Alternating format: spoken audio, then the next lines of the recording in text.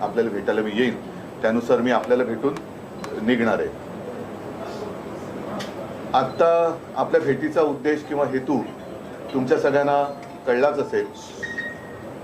एकूणच महाराष्ट्रामध्ये जी काही एक बेबंदशाही माजवण्याचा प्रयत्न चालू झालेला आहे त्याच्यावरती काल सर्वोच्च न्यायालयाने निकाल दिले आणि परखड भाष्य केलेलं आहे. हिंदू हृदय सम्राट शिवसेना प्रमुख आदरणीय बाळासाहेबांनी जी शिवसेना मराठी माणसाच्या भूमिपुत्राच्या न्याय हक्कासाठी आणि हिंदूंच्या रक्षणासाठी स्थापन केली आणि ती जोपासली, जपली, प्राणापलीकडे तिच्यावरती प्रेम केलं, अशी शिवसेना गद्दारांच्या माध्यमातून आपल्या दावणीला बांधण्याचा भाजपचा घाट हा काल सर्वोच्च न्यायालयाने उघडा पाडला. हिंदुत्वाच्या नावाखाली किंवा हिंदुत्वाच्या बुरख्याखाली यांचा दडलेला एक भेसूर बिभत्स चेहरा हा काल सर्वोच्च न्यायालयाने उघडा पाडला. त्याच्याबद्दल मी सर्वोच्च न्यायालयाला खास धन्यवाद देतो आहे. एकूण या निकालाचा अर्थ काय? अनेकांनी त्याच्यावरती मतप्रदर्शन केलेले आहे, अगदी सर्वसामान्य माणसाने सुद्धा केलेलं आहे. तरी देखील काही जणांनी काल आनंदोत्सव साजरा केला, फटाके वाजवले. मी भारतीय जनता पक्षाने आनंद व्यक्त केला तो समजू शकतो, कारण त्यांना आता हे डोईजड झालेलं ओझं उतरवण्याचा मार्ग सर्वोच्च न्यायालयाने दाखवून दिला म्हणून त्यांनी फटाके वाजवले असतील तर मी समजू शकतो. पण जे गद्दार आहेत त्या गद्दारांनी फटाके वाजवण्याचं कारण कळलेलं नाहीये, कारण त्यांना असं म्हणतात, कारण त्यांना रेडा वगैरे ह्या सगळ्या गोष्टी चांगल्या माहिती आहेत, कळतात असं मी ऐकलंय, मी काय पाहिलेलं नाहीये. तर तत्पूर्वी हार तुरे वगैरे घातले जातात, पूजा केली जाते म्हणून त्यांनी फटाके वाजवले असतील तर तेही मला माहिती नाही. एकूणच काल सर्वोच्च न्यायालयाने त्यांच्यासमोर जो पोपट ठेवला गेलेला आहे तो आता हालत नाही, निश्चल आहे, त्यांनी डोळे मिटलेले आहेत, चोच उघडत नाही, तो श्वासही घेत नाही आहे, हे सगळं वर्णन करून तो मेलेला आहे हे जाहीर करण्याचं काम हे विधानसभा अध्यक्षांवरती सोपवलेलं आहे. विधानसभा अध्यक्ष सर्वांनाच माहिती आहेत, पूर्वी ते आमच्याकडे होते, शिवसेनेत होते, त्याच्यानंतर काही काळ राष्ट्रवादीत होते, त्याच्यानंतर ते आता भारतीय जनता पक्षात आहेत. म्हणजे एकूण त्यांना या राजकीय प्रवासाची कल्पना आहे आणि तो प्रवास कसा करायचा हे सुद्धा म्हणजे कायद्याच्या चौकटीत राहून हे त्यांना चांगलं कळतं. प्रश्न असा आहे की आता संपूर्ण जगात महाराष्ट्राची जी एक अवहेलना चाललेली आहे, महाराष्ट्र म्हणजे शौर्याचा, शूरांचा महाराष्ट्र, वीरांचा महाराष्ट्र, अगदी आपल्याकडच्या मराठ्यांचं वर्णन त्यावेळेला सुद्धा केलं गेलेलं आहे इतिहासामध्ये, त्या वर्णनाला साजेसं आत्ताचं काही वर्तन ह्या सत्ता पिपासूंकडनं दिसत नाहीये. महाराष्ट्राची आता ही बदनामी थांबली पाहिजे. या सगळ्या निकालपत्रात माननीय सर्वोच्च न्यायालयाने एक निरीक्षण असं नोंदवलेलं आहे की जर उद्धव ठाकरे यांनी राजीनामा दिला नसता तर त्यांना आज परत मुख्यमंत्री करता आलं असतं, पण त्यांनी राजीनामा दिल्यामुळे त्यांना पुन्हा मुख्यमंत्री करता येत नाही. याचाच अर्थ असा की आत्ताचं अस्तित्वात असलेलं सरकार हे पूर्णपणे बेकायदेशीर आहे. जर मी राजीनामा दिला नसता तर मला त्यांनी पुन्हा मुख्यमंत्री केलं असतं, म्हणजेच हे सरकार बेकायदेशीर आहे. मी माझ्या निर्णयावरती आज सुद्धा समाधानी आहे. मी माझ्यातल्या नैतिकतेला जागून राजीनामा दिला. याचं कारण मी काल आपल्याला सांगितलेलं आहे की ज्या लोकांना माझ्या वडिलांपासून म्हणजे माननीय शिवसेना प्रमुखांपासून अगदी मी सुद्धा माझ्या पक्षप्रमुख पदाच्या काळामध्ये सर्व काही भरभरून दिलं, सगळ्यात महत्त्वाचं म्हणजे आपलं मानलं, विश्वास दिला, त्या विश्वासघातक्यांनी माझ्यावरती अविश्वास दाखवावा हे मला कदापिही चाललं नसतं, चालणार नाही. आणि अशा विश्वासघातक्यांचं सर्टिफिकेट घेऊन मला मुख्यमंत्री राहण्यामध्ये काडीचाही रस नव्हता, नाही. म्हणूनच मी राजीनामा दिला आणि त्याच्याबद्दल मी अत्यंत समाधानी आहे. आता काल जे काही घडलं त्याच्यावरती अनेक जण म्हणजे त्यांच्या चष्म्यातून ते बघू शकतात. म्हणजे आता मेलेला पोपट चुला हातात घेऊन पाठीकडनं मिठू मिठू करणारी लोक आहेत, ती काल दिसली तुम्हाला. जीवदान मिळालं असेल तर ते तात्पुरतं आहे. एक रिझनेबल टाइम ज्याला म्हणतो तो रिझनेबल टाइम, त्याला सुद्धा मर्यादा आहेत. आणि मला असं वाटतं की आता महाराष्ट्राची अवहेलना थांबवली पाहिजे. जसं मी माझ्या नैतिकतेला जागून राजीनामा दिला तसंच आत्ताच्या ह्या बेकायदेशीर सरकारने राजीनामा दिला पाहिजे आणि मी राजीनामा दिला नसता तर मुख्यमंत्री झालो असतो, पण मला त्याच्यात स्वारस्य नव्हतं. मी आव्हान दिलेलं आहे, ते आव्हान आजही माझं कायम आहे की एवढे सगळे धिंडवडे निघाल्यानंतर, कोर्टाने सगळे कपडे लखतर वेशीवर टांगल्यानंतर निवडणुकीला आपण सगळेजण सामोरं जाऊया. सर्वोच्च न्यायालयाचा निकाल त्यांनी दिलेला आहे. आता लोकशाहीमध्ये सगळ्यात शेवटचं न्यायालय हे जनतेचं असतं. त्या जनतेच्या न्यायालयामध्ये आपण जायला काय हरकत आहे? हा फैसला जो आहे तो जनतेवरती सोपूया आणि जे काय मांडायचं असेल ते जनतेसमोर मांडून आपण जनतेचा कौल स्वीकारूया. आणि म्हणून मला असं वाटतं की या निकालाचा कायदेशीर अर्थ त्याच्यामध्ये काय काय आहे हे अनिल परब, अनिल देसाई, अरविंद सावंत तिथे बसलेले आहेत. अनिल, या दोन्ही अनिलला मी खास धन्यवाद देतो, कारण त्यांनी खूप मेहनत घेतलेली आहे. दिल्लीमध्ये आमच्या वकिलांसोबत त्यांनी चांगलं एक संवाद ठेवला. दिल्लीतल्या आमच्या वकिलांना सुद्धा, अगदी कपिल सिब्बल, अभिषेक मनु सिंघवी, आमचे कामत आहेत, त्या सगळ्या टीमला मी धन्यवाद देतो की त्यांनी ही शिवसेनेची लढाई नाही. कपिल सिब्बल जे बोलले होते की हे जे काही मी बोलतोय ते कोणाच्या हार जितीसाठी नाही, तर देशातली लोकशाही जिवंत ठेवण्यासाठी मी लढतो आहे. आणि त्या लोकशाही जिवंत ठेवण्यासाठी मी अगदी नरेंद्र मोदीजींना, पंतप्रधानांना सुद्धा आवाहन करतो की ठीक आहे, आपले काही राजकीय मतभेद, मतभिन्नता ही आहे ती लोकांसमोर आपण मांडू, पण आपण आज देशाचे पंतप्रधान आहात.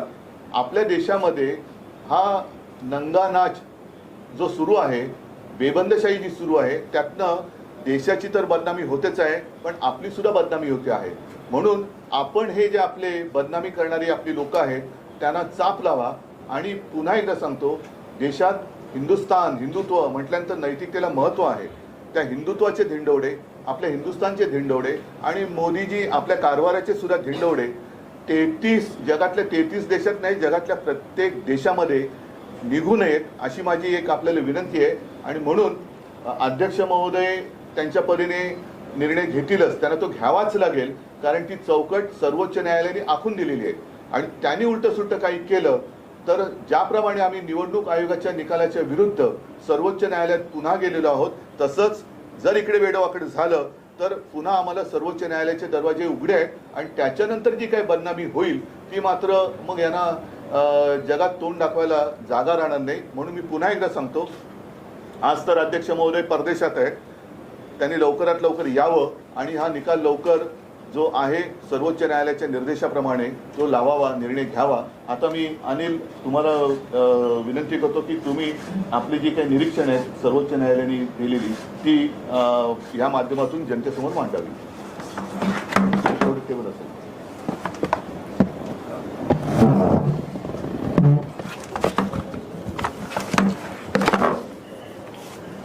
नमस्कार. काल सर्वोच्च न्यायालयाने जो निकाल दिला या बाबतीमध्ये काल वेगवेगळे दावे केले गेले आणि सरकारच्या वतीने पत्रकार परिषद घेऊन सांगितलं गेलं की हे सरकार घटनात्मक आहे. आम्ही पहिल्या दिवसापासून हे ओरडून सांगतोय की हे सरकार घटनात्मक नाही आणि ते घटनात्मक का नाही याची कारणं या निकालामध्ये जे दिलेली आहेत त्याच्यातले काही मुद्दे मी आपल्याला सांगतो, कारण आपल्याकडे सगळ्यांकडे जजमेंटची कॉपी आहे. हा निकाल पूर्ण देशाने ऐकलेला आहे, परंतु कालच्या पत्रकार परिषदेत फक्त अर्धी गोष्ट सांगितली गेली. त्याच्यातले महत्त्वाचे मुद्दे जे होते, कारण हे पिटिशन जे आमचं आहे हे डिस्क्वालिफिकेशन पिटिशन आहे. अपात्रता जाहीर करावी म्हणून आम्ही जो काही पिटिशन केलं होतं त्याच्यावरचा हा निकाल आहे. आणि त्या निकालामध्ये सगळ्यात महत्त्वाची जी भूमिका असते ही व्हीपची असते. अध्यक्षांकडे हे पिटिशन परत पाठवलं गेलं, कारण ते नैसर्गिक न्यायाला धरून होतं की ते अध्यक्षांकडे येणार, परंतु अध्यक्षांकडे पाठवताना त्याला सर्वोच्च न्यायालयाने चौकट घालून दिलेली आहे की याच्यामध्ये व्हीप कोणाचा असावा, कशा पद्धतीने ते केलं पाहिजे. आणि म्हणून मी आपल्याला काही मुद्दे वाचून दाखवतो जे सुप्रीम कोर्टाने जे ऑब्झर्वेशन किंवा जजमेंटमध्ये जे दिलेलं आहे त्याच्यातला सगळ्यात महत्त्वाचा मुद्दा जो आहे की ज्याच्यावरती अपात्रता अवलंबून असते. अपात्रता अवलंबून कशावर असते की व्हीपचं उल्लंघन झालं तर तो आमदार अपात्र होतो. आणि हा व्हीप कोणाचा हा सगळ्यात महत्त्वाचा मुद्दा या पिटिशनमध्ये काल त्यांनी जाहीर केला. पॅरेग्राफ नंबर 119 याच्यामध्ये विधानसभा अध्यक्षांनी शिंदे गटाच्या मंजूर केलेल्या ठरावाची दखल घेतली, परंतु राजकीय पक्षाने अधिकृत केलेला नक्की प्रतोद कोण हे तपासण्याची एकदाही प्रयत्न केला नाही। अशा परिस्थितीत अध्यक्षांनी राजकीय पक्षाच्या नियमाच्या आधारे स्वतंत्र चौकशी करून शिवसेना पक्षाने अधिकृत केलेल्या प्रतोदाची ओळख करून घ्यायला हवी होती। त्यामुळे अध्यक्षांनी 3 जुलै 2022 रोजी नियुक्त केलेल्या श्री भरत गोगावले यांची प्रतोदपदी केलेली नेमणूक बेकायदेशीर आहे। आता ह्या वेळेला जी नेमणूक बेकायदेशीर झाली आहे याचा अर्थ असा आहे की त्यावेळेला पक्षप्रतोद जो होता हा सुनील प्रभू होते। सुनील प्रभूंनी जे 2 व्हीप जारी केले होते हे 2 व्हीप या सगळं सभासदांना लागू होतात। म्हणजे ही एक चौकट अगदी नक्की झालेली आहे की त्यावेळेला जो व्हीप बजावला गेला हा सुनील प्रभूंनी बजावला गेला आणि सुनील प्रभूने बजावलेल्या व्हीपचा उल्लंघन झालेलं असल्यामुळे याची चौकट आता नक्की झालेली आहे। दुसरा 122 पॅरेग्राफ 21 जून 2022 रोजी उपाध्यक्षांसमोर पक्षात 2 गट पडल्याचे कोणतेही पुरावे नसल्यामुळे ठरावावरती म्हणजे अजय चौधरी यांची गटनेतेपदी कोणतीही शंका घेतली गेली नाही। ठरावावर श्री ठाकरे यांनी पक्षाध्यक्ष म्हणून सही केली होती आणि प्रतोद व गटनेते निवडायचे सर्वाधिकार 2019 साली श्री ठाकरे यांच्याकडे देण्याचा देखील ठराव करण्यात आला। याचाच अर्थ श्री ठाकरे यांनी शिवसेना पत्रव्यवहार केला होता। त्यामुळे उपाध्यक्षांनी श्री चौधरी यांची श्री एकनाथ शिंदे यांच्या जागी केलेली निवड वैध ठरते। म्हणजे गटनेता देखील त्यावेळेला अजय चौधरी म्हणून त्याला मान्यता दिलेली आहे। त्याचबरोबर पॅरेग्राफ नंबर 123 22 जून 2022 रोजी केलेला ठराव हा विधिमंडळ पक्षातील एका गटाकडून करण्यात आला होता व अध्यक्षांनी कोणतीही शहानिशा न करता राजकीय पक्षाच्या इच्छेच्या विरोधात परिशिष्ट 10च्या अगदी विरोधात होता।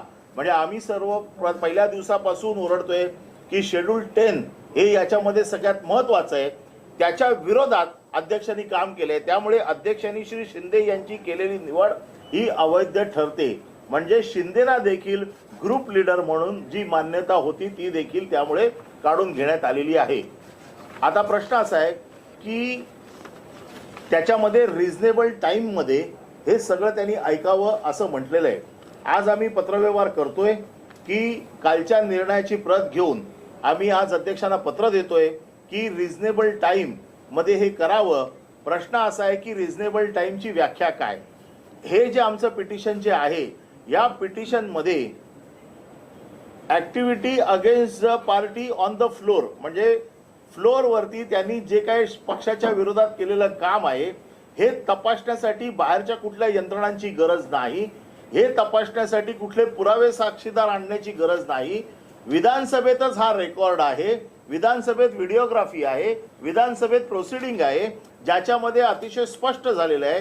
उपाध्यक्षांनी वरून रुलिंग दिलेलं आहे की एवढ्या लोकांनी 40 लोकांनी हे पक्षाच्या विरोधात मतदान केलेलं आहे असं रुलिंग रेकॉर्डवरती आहे। त्यामुळे ह्या सुनावणीला जास्त वेळ लागू नये अशी आमची अध्यक्षांकडे विनंती आहे। त्याचबरोबर या सगळ्या गोष्टी करत असताना म्हणजे हे तर व्हीपच्या बाबतीमध्ये झालं, परंतु पक्षाच्या बाबतीमध्ये देखील इलेक्शन कमिशनच्या बाबतीत असो, राज्यपालांनी घेतलेल्या भूमिकेमध्ये बद्दल असो, वेगवेगळी ऑर्डर्स या जजमेंटमध्ये दिलेल्या आहेत। याच्यामध्ये अतिशय स्पष्टपणे ज्या ऑर्डर्स दिलेल्या आहेत त्याच्यामध्ये असं दिलेलं आहे की कुठलाही अधिकार हा शेवटी पार्टीच्या प्रमुखांना असतो। हा लेजिस्लेटिव्ह पार्टीच्या प्रमुखाला व्हीप किंवा गटनेता निवडायचा अधिकार नाही। गटनेता किंवा व्हीप नेमायचा असेल तर तो पक्षाच्या प्रमुखानेच नेमला पाहिजे। हे देखील काल अधोरेखित झालेलं आहे आणि पक्षाचे प्रमुख त्यावेळेला हे शिवसेनेचे पक्षप्रमुख उद्धवजी ठाकरे होते। तो तसा 2019चा ठराव आहे जो 19चा ठराव कोर्टाने काल मान्य केलेला आहे। त्याचबरोबर इलेक्शन कमिशनने जे आदेश दिलेले आहेत, इलेक्शन कमिशनने जे निवडणुकीचं 17 फेब्रुवारीला त्याला चिन्ह आणखी नाव दिलं याच्या बाबतीत देखील कोर्टाने असं म्हटलेलं आहे की केवळ लेजिस्लेटिव्ह पार्टीचे मेंबर्स बघून तुम्हाला कोणाचा पक्ष हे ठरवता येणार नाही। त्याचबरोबर पक्षाची घटना, पक्षाची सदस्य संख्या, पक्षाची स्ट्रक्चरल पूर्ण सिस्टीम हे सगळं तुम्हाला बघावं लागेल। म्हणून आमचं जे सुप्रीम कोर्टात दुसरी याचिका दाखल केली आहे जी इलेक्शन कमिशनच्या आदेशाला चॅलेंज करणारी आहे त्याचा जवळपास सुतोवाच या जजमेंटमध्ये केलेला आहे। त्यामुळे जसं साहेबांनी सांगितलं की हे सरकार घटनाबाह्य आहे आणि ह्याचा अल्पावधीचाच फक्त कालावधी आता बाकी राहिलेला आहे. त्याचबरोबर राज्यपालांनी ज्या गोष्टी करायला नको होत्या, राज्यपालांनी प्रत्येक गोष्टीमध्ये तपासून घ्यायला पाहिजे होतं.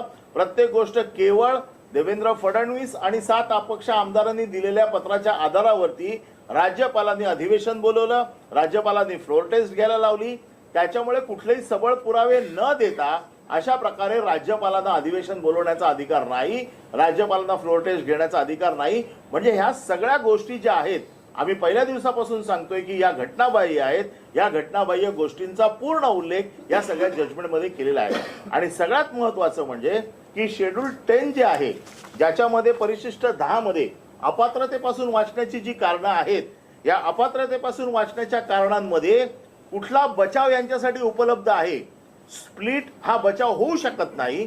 दोन गोष्टी नीट समजून घ्या. एका बाजूला इलेक्शन कमिशनने स्प्लिटच्या आधारावर पक्षाला त्यांना चिन्ह आणखीन धनुष्यबाण दिलं, ज्याच्यावरती सुप्रीम कोर्टने सांगितलं की तुम्हाला अशा प्रकारे फक्त लेजिस्लेटिव्ह पार्टीच्या मेंबर्सवरती तुम्हाला देता येणार नाही.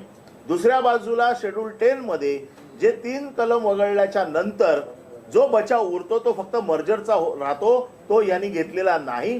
त्याच्यामुळे यांची अपात्रता ही 100% नक्की ठरलेली आहे. कारण त्यांनी जो केलेलं काम आहे पक्षाच्या विरोधातलं, हे जवळपास सिद्ध झालेलं आहे. नियमाप्रमाणे फक्त सुप्रीम कोर्टाने काल आदेश दिला नाही, बाकी या सगळ्या गोष्टी कोर्टामध्ये कालच्या जजमेंटमध्ये आलेल्या आहेत. मला असं वाटतं की या सरकारच्या बाबतीमध्ये ज्या काही घटना घडल्या होत्या, ज्या काही गोष्टी आम्ही व्यवस्थितपणे कपिल सिब्बल साहेबांनी, मनोज सिंघवी साहेबांनी, कामत साहेबांनी कोर्टाच्या समोर मांडल्या होत्या, या सगळ्या गोष्टींचा काल उहापोह झालेला आहे. त्याच्यामध्ये सगळ्या गोष्टींची दखल घेतली गेलेली आहे. अंतिम निर्णय हा अध्यक्षांकडे पाठवलेला आहे आणि जर अध्यक्षांनी याच्या बाबतीत कुठला निर्णय घेतला नाही तर कोर्टाने सांगितले लिबर्टी आहे तुम्हाला परत कोर्टात येण्याची. याचा अर्थ असा होतो की जर वेळेमध्ये जर त्यांनी हा निर्णय घेतला नाही तर पुन्हा आम्हाला सुप्रीम कोर्टात जाण्याचा अधिकार आहे. आणि सुप्रीम कोर्ट त्यावेळेला, कारण कुठलंही सुप्रीम कोर्ट स्वतः पहिला निर्णय घेत नाही, ते त्या अथॉरिटीला पहिला अधिकार देतं. परंतु त्यांनी नेहमी सांगितलेलं आहे, जसं इलेक्शन कमिशनच्या बाबतीमध्ये देखील असंच झालं होतं की इलेक्शन कमिशन ऑटोनॉमस बॉडी आहे, तुम्ही त्यांच्याकडे पहिले जा, नंतर आमच्याकडे या. पण काल त्यांनी याच्यामध्ये सुतोवाच केल्यामुळे ही याचिका देखील जवळपास निश्चित झालेली आहे. त्याचं आता पुढच्या आठवड्यामध्ये कदाचित हिअरिंग येईल. ते आल्याच्या नंतर जर त्यांचं पक्षचिन्ह, नाव हे जर गोठवलं गेलं तर मला असं वाटतं की हे जे काही घटनात्मक जे काही सगळे आम्ही पहिल्या दिवसापासून म्हणतोय की हे सगळं घटनेच्या विरोधात आहे, हे पूर्णपणे अधोरेखित झालेलं आहे. आणि मला असं वाटतं की या सगळ्या गोष्टीवरती सुप्रीम कोर्टाने आम्हाला न्याय दिलेला आहे. काल ज्या गोष्टी सांगितल्या गेल्या ह्या अर्धवट सांगितल्या गेल्या. त्यांनी असं सांगितलेलं आहे की राजकीय पक्ष कोण हे ठरवण्याचे अधिकार देखील अध्यक्षांना आहेत. राजकीय पक्ष कोण ठरवण्याचे अधिकार अध्यक्षांना आहेत हे फ्लोअरवरती हे मान्य आहे. पण ते केव्हापासून?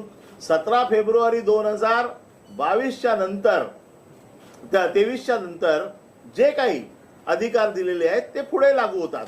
एक गोष्ट याच्यामध्ये कोर्टाने अतिशय स्पष्ट केलेली आहे की कुठलाही निर्णय इलेक्शन कमिशनचा हा रिट्रोस्पेक्टिव्ह असू शकत नाही, हा पूर्णलक्षी प्रभावाने होत नाही. हा जो काही निर्णय इलेक्शन कमिशनचा आहे हा त्याच्यापासून पुढे लागू होईल जोपर्यंत आमचं सुप्रीम कोर्टातलं डिसिजन नक्की होत नाही तोपर्यंत. त्यामुळे हे जे सांगतायत की व्हीप कोणाचा आम्ही ठरवणार, राजकीय पक्ष कोण आम्ही ठरवणार, व्हीप हा त्या दिवशी ज्या दिवशी व्हीप जाहीर झाला त्या दिवशी कोणाचा होता हे सगळ्यात महत्वाचं आहे. राजकीय पक्ष कोण हे त्या दिवशी कोण होतं, आमचा पुढचा लढा नाही. आमचा लढा हा इलेक्शन पिटिशन, डिस्क्वालिफिकेशन पिटिशन पुरताचा आहे.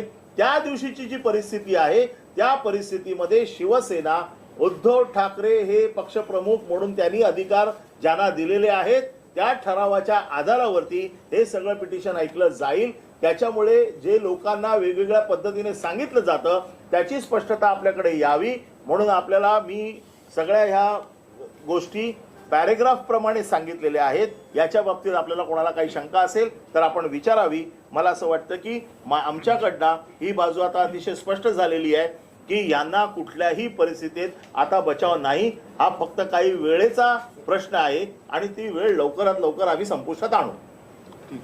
थोडक्यामध्ये तुमच्या लक्षात आलं असेल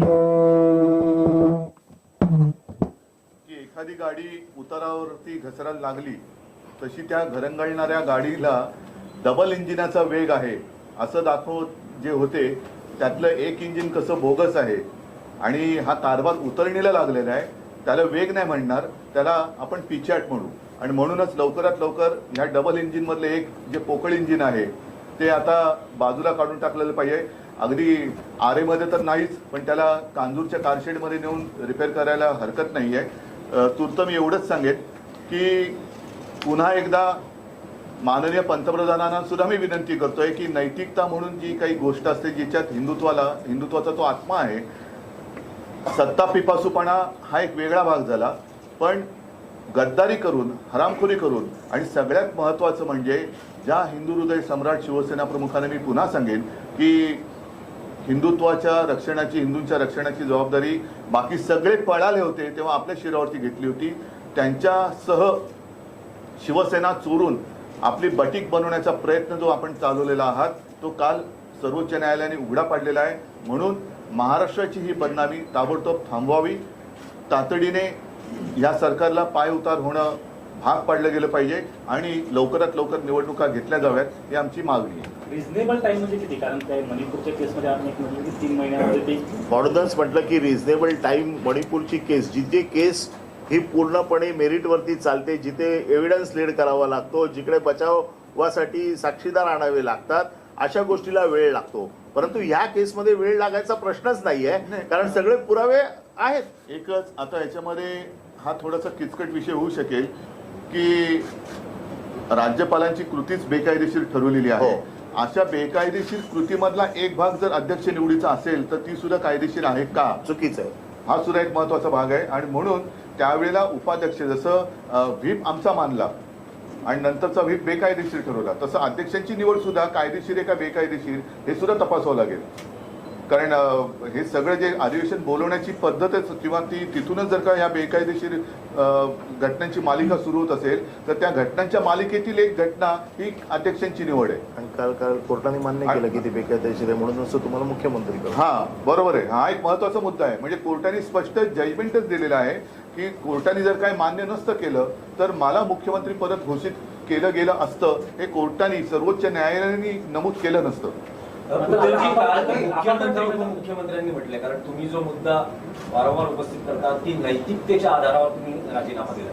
मुख्यमंत्री उपमुख्यमंत्र्यांचं म्हणणं आहे की भाजप बरोबर युतीत निवडणुका लढल्या, काँग्रेस एनसीपी बरोबर सत्ता स्थापन केली, तेव्हा नीतिबद्धता पाळली गेली नाही, तर मग आता नैतिकतेच्या गोष्टी आम्हाला काय झालेलं आहे, आम्ही जवळपास 25 ते 30 वर्ष भाजप सोबत युतीमध्ये होतो.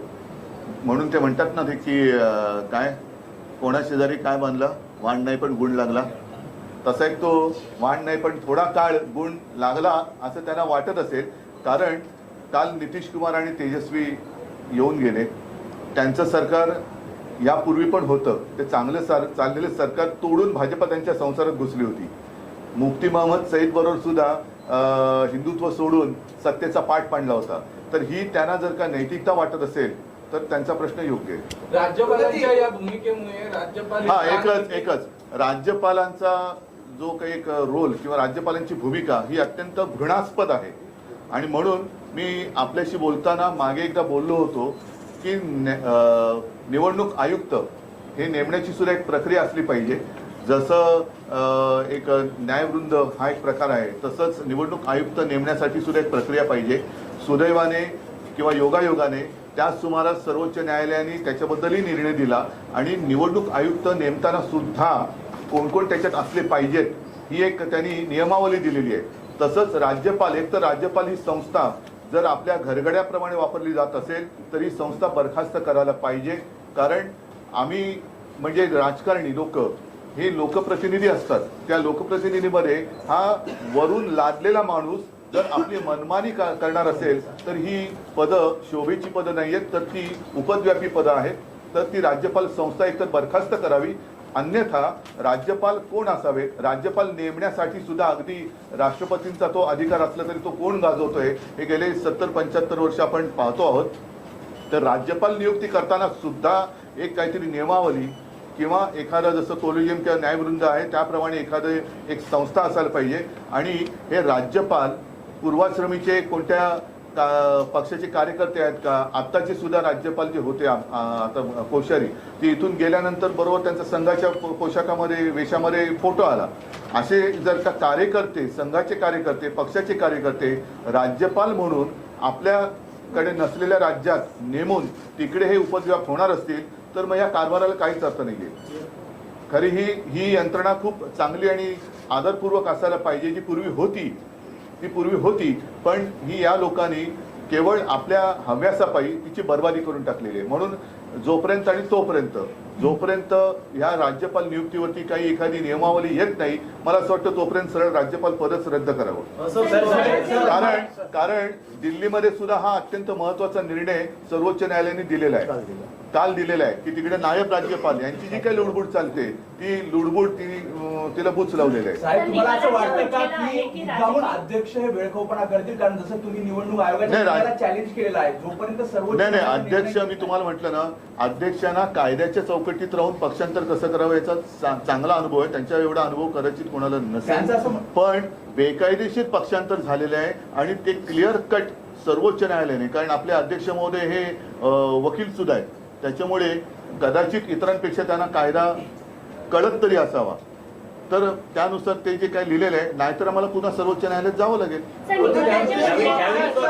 पक्ष हा किती बहुसंख्य आमदारांची संख्या किती आहे यावर ठरेल असं निकालात असं नाही म्हटलेलं, असं म्हटलेलं नाही. तेच तर आहे. नाही, राजकीय पक्ष हे बहुसंख्य किती आमदार आहेत यावर ठरणार नाही असं निकालात म्हटलेलं आहे. तुम्ही आधी उलट बोलला. तर तुम्ही पुन्हा एकदा निवडणूक आयोगाची दाद मागणार? नाही, निवडणूक नाही, त्याच्या विरुद्धच आम्ही सर्वोच्च न्यायालयात गेलेलो आहोत. आणि पहिल्या दिवसापासून आमचं हेच म्हणणं होतं, मी जे निवडणूक आयुक्तांबद्दल माझं ठाम मत नोंदवलं, आता सुद्धा नोंदवलं, त्याला कारणच ते होतं की शेवटी पक्ष वेगळा असतो आणि पक्षाचे प्रतिनिधी, लोकप्रतिनिधी हे वेगळे असतात. त्याच्यामुळे आम्हाला 4-6 महिने निवडणूक आयोगाने सदस्य संख्या नोंदवायला सांगितली, ती आम्ही 20 लाखाच्या वरती नोंदवली. त्याच्यानंतर आमच्या पदाधिकारी 4 लाखाच्या वरती आम्ही आमच्या सगळ्या पदाधिकाऱ्यांची शपथपत्र नोंदवली. मला वाटतं 100 रुपयाच्या स्टॅम्प पेपरवरती. मग ही सगळी आमच्याकडे काय रद्दी ठेवायला जागा नव्हती म्हणून निवडणूक आयोगाच्या कार्यालयात ठेवून ठेवली का? मग त्या ढिगाऱ्यावरती बसून निवडणूक आयुक्त हा निकाल देतात, हे चुकीचं आहे. म्हणजे त्यांना तुम्हाला बसायला खुर्ची नव्हती म्हणून आमच्याकडनं ही कागदाची ढीग मागवली का, की आता त्याच्यावरती बसून मी निर्णय देतो? तर हे असे बोगस सगळी लोक, त्यांना कुवत नसताना पदं दिली जात आहेत आणि आपल्या मजदुराप्रमाणे, आपल्या मर्जीप्रमाणे त्यांच्याकडनं कामं करून घेतली जात आहेत. त्याच्यामुळे काल सुद्धा नितीश कुमार जे आले होते की या देशाचा जो आत्मा आहे लोकशाही, तो जिवंत ठेवला पाहिजे. सत्ता ही सगळ्यांना हवी असते, पण ती जसं एखादा नरभक्षक हा शब्द आहे तसं सत्ता भक्षक होता कामा नये. आमदार अपात्रतेचं प्रकरण हे सुरुवातीला विधानसभा उपाध्यक्ष नरहरी झिरवळ यांच्याकडे होते, त्यानंतर तुमचं व्हीप आलं, त्याच्यानंतर राज्यपालांनी बहुमत चाचणी केली आणि त्यानंतर विधानसभा अध्यक्षांची निवड झाली. ती विधानसभा अध्यक्षांची निवड देखील बेकायदेशीर मालिकेत आलेली आहे. आता विधानसभा जे अपात्रतेचं प्रकरण विधानसभा अध्यक्षांकडे नाही, पण म्हणून हे सुद्धा भान त्यांनी ठेवायला पाहिजे की त्यांची नेमणूक सुद्धा बेकायदेशीर मालिकेतली एक आहे. आणि मला खरोखर जी लोक त्यांना गाजरं दाखवून त्यांच्याकडे नेलं की तुम्हाला आम्ही सगळं काही देतो, म्हणजे असं लोक म्हणतात, खोके दिले वगैरे, नाव दिलं चोरून, चिन्ह दिलं चोरून, पण आता हे सगळं पितळ उघडं पडलं. म्हणजे त्या पितळ्याला तुम्ही सोन्याचं स्वरूप देत होता, पण शेवटी पितळ ते पितळ असतं, ते पितळ उघडं पडले. आता त्यांच्या भवितव्याचं काय होणार? जे काही मोजके माझे कार्यकर्ते त्यांनी फोडले, त्यांचं आता काय होणार? कारण आता त्यांना गल्लीत फिरायला सुद्धा मुश्किल झालं. तोच म्हणून मी म्हटलं ना की अध्यक्ष सुद्धा अपात्र लोकांच्या मतांवरती अध्यक्ष झालेले आहेत, म्हणून ते बेकायदेशीर मालिकेतली एक ती हे आहे. म्हणजे ते टीव्हीवरती मालिका असते ना,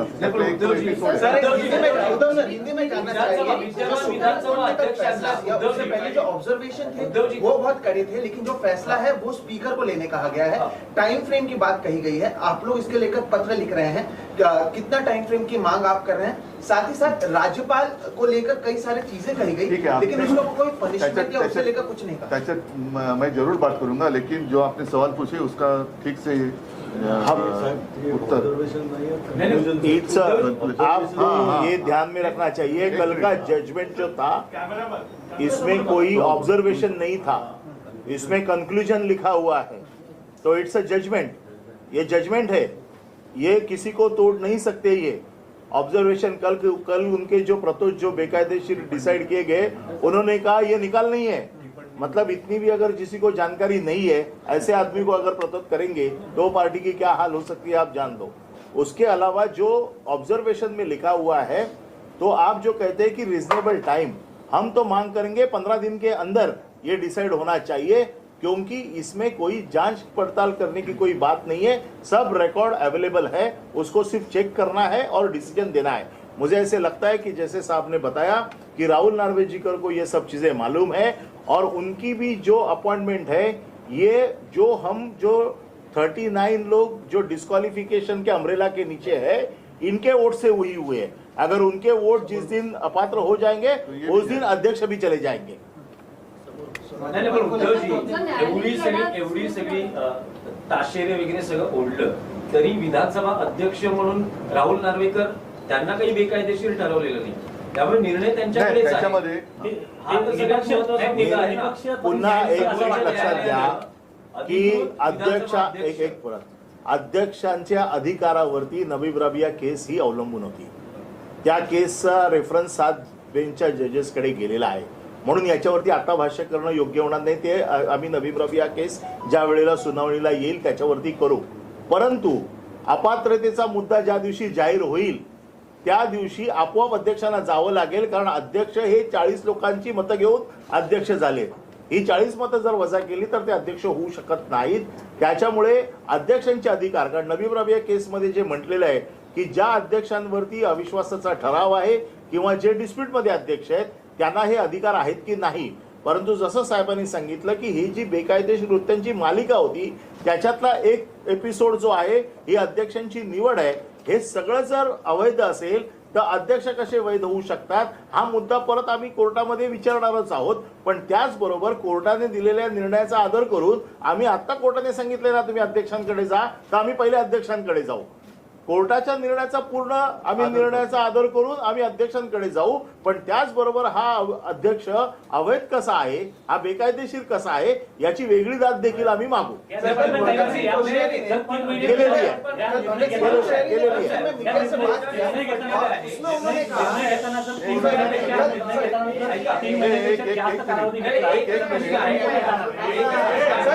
भगत सिंह कोश्यारी ने दिल्ली में मीडिया कर्मियों से बात की और उन्होंने कहा कि उस समय जो मुझे सही लगा मैंने वो किया, जबकि सुप्रीम कोर्ट ने बहुत सारी चीजें कही है. अगर ऐसे कोई कहे कि उस समय मुझे लगा कि इसकी हत्या कर दो, तो क्या वो सही बात में आप मान सकते हैं? हत्या तो हत्या होती है, वो उस वक्त की इस वक्त की बात नहीं है. लेकिन जो गैर कानूनी उन्होंने जो कुछ किया है उसके लिए मैं तो मानता हूँ उनके ऊपर एक मुकदमा चलना ही चाहिए. क्यों? इसलिए कि इसका मतलब ये नहीं कि राज्यपाल महोदय किसी कानून इसमें आते नहीं, इसलिए वो अपनी मन मर्जी जो कुछ आहे, मेरी मर्जी, ये कोई पिक्चर का गाणं नाही आहे. ह्याच्यामध्ये हे बेकायदेशीर सरकार स्थापन करून त्यांनी महाराष्ट्राच्या जनतेची फसवणूक केलेली आहे. त्याच्यामुळे माझं तर मत आहे त्यांच्यावरती फसवणुकीचा दावा ठोकला गेला पाहिजे.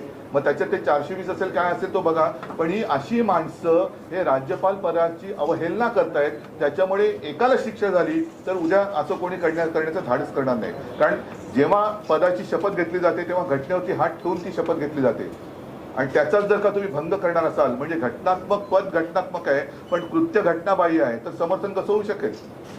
म्हणून त्यांना काय सर्व गुन्हे माफ करू शकतो आपण? नाही करू शकत. उद्धवजी, सर्वोच्च न्यायालयानं जे म्हटलं आहे की आज काय परिस्थिती आहे त्यावर निर्णय दिला जाईल. जे आधी घडलं, घड्याळाचे काटे उलटे फिरवता येणार नाही असं त्यांनी म्हटलेलं नाही. आपण दुरुस्त करतो. आपल्याला सर्वोच्च न्यायालयाने असं म्हटलेलं नाही.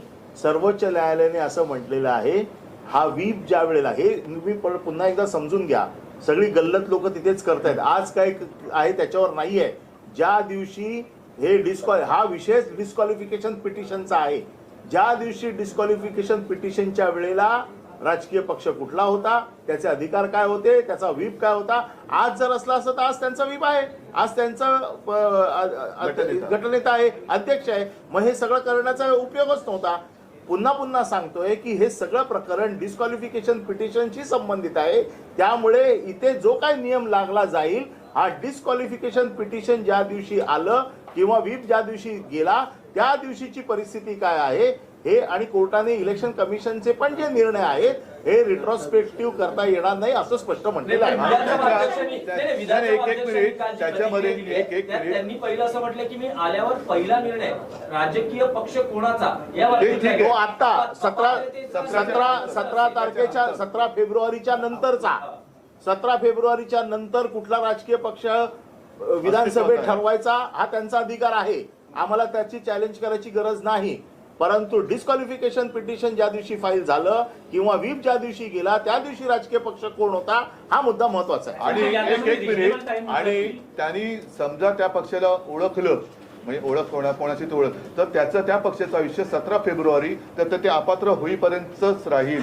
आणि सगळ्यात आणखीन एक महत्वाचा मुद्दा, ज्या वेळेला त्यांनी त्यांचा व्हीप आणि गटनेता नामंजूर केलेला आहे अशा वेळेला तो गटनेता मुख्यमंत्री राज्याचा होऊ शकत नाही. बरोबर. होता आणखीन एक सगळ्यात महत्वाची गोष्ट, परिशिष्ट 10 मध्ये जे म्हटलेले की जेव्हा 2 गट होतात त्याचा निर्णय होईपर्यंत कुठलाही पक्ष हा पक्ष माझा आहे असं म्हणू शकत नाही. हे देखील काल कोर्टाने स्पष्ट केलं. चला आपण मला असं वाटतं ऐका एक मिनिट म्हणजे अभी निकलना है.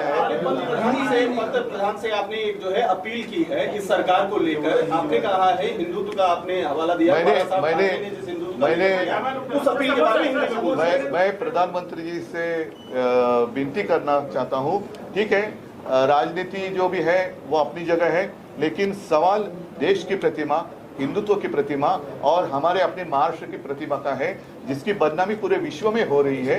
और आज देश के प्रधानमंत्री जी मोदी साहब है, पूरे विश्वगुरु है, विश्व में वो पूरा विश्व उनको जानता है.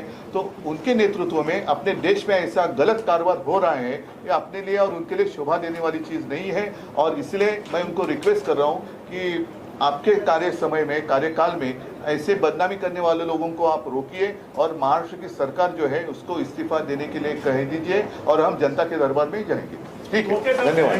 जय हिंद, जय महाराष्ट्र.